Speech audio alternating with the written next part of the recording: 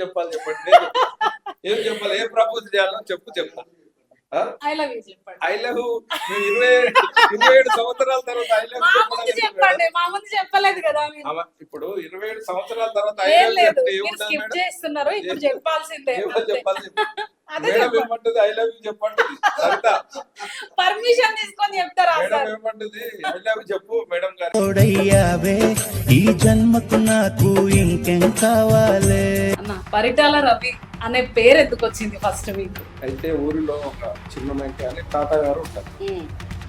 అయితే మాది సొంత ఊరు పూరెళ్ళ, ఆత్మకూరు మండలం. అయితే ఈ రామన్నపేటలో రియల్ ఎస్టేట్ చేసుకుంటూ అమ్మ నాన్న చనిపోయారు. మరి మీరు కూడా ఒక బీసీ బిడ్డ, మీరేం చెప్పాలనుకుంటున్నారు? మేమేం చెప్పాలనుకుంటున్నాం కదంటే, బీసీ ఉద్యమం అనేది సకల జనుల సమ్మె ఎలా జరిగిందో బీసీ ఉపకులాలని ఆ రకంగా బయటికి రావాలి. తీర్మార్ మల్లన్న లాంటి వాళ్ళు ఒక 50 నుంచి 100 మంది తయారైనారు. ఇప్పుడు కూడా అన్ని రంగాల్లో బీసీ వాళ్ళు ఉన్నారు కదా, అంటే మీరు మెయిన్ గా ఏం కోరుకుంటున్నారు? బీసీ కులం, బీసీ రాజ్యాధికారం కోరుతున్నారు.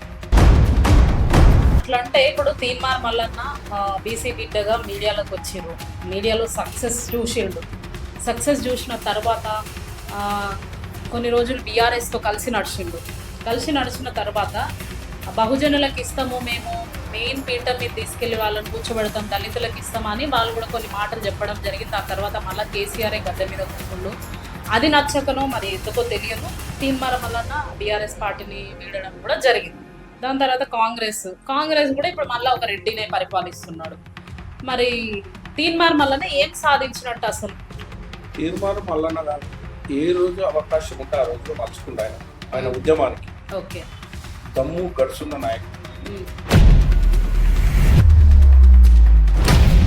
బీసీల కోసమే ఆయన బీసీ రాజ్యాధికార పార్టీ బహుజనుల కోసం అని పెట్టి ముందుకెళ్తున్నాడు ఇప్పుడు. మరి మీరేమైనా రాజకీయం వైపు వెళ్ళే ఆలోచన ఉందా తీర్మార్ మల్లన్నతో కలిసి? తీర్మార్ మల్లన్న గారితో మనం రాజకీయంగా ఇప్పుడు అయితే ఏం ఉద్దేశం లేదు, ఏ ఆలోచన లేదు. బీసీ సంఘానికి ఉపాధ్యక్షుడు, అఖిల భారత బీసీ సంఘానికి గౌడ సంఘానికి ఉపాధ్యక్షుడు. ఈ కొద్ది రోజులు ఏం చేస్తారు, దీన్ని బ్రాండ్గా పెట్టుకొని, ఫర్ సపోజ్ అంటున్నా నేనే, తీర్మార్ మల్లన్న లాగా మీరే ఒకవేళ రాజకీయంలోకి రావాలి అనుకుంటే కులాన్ని అడ్డం పెట్టుకొని ఎందుకు చేయాలి? కొంతమంది మతాన్ని అడ్డం పెట్టుకొని చేయడం, కొంతమంది కులాన్ని అడ్డం పెట్టుకొని చేయడం, ఇట్ల కంటే ప్రజలకు మేలు చేస్తూ రాజకీయంలో ముందుకు రావచ్చు కదా. నేను కల్పన గారు మంచి పాయింట్ అడిగారు.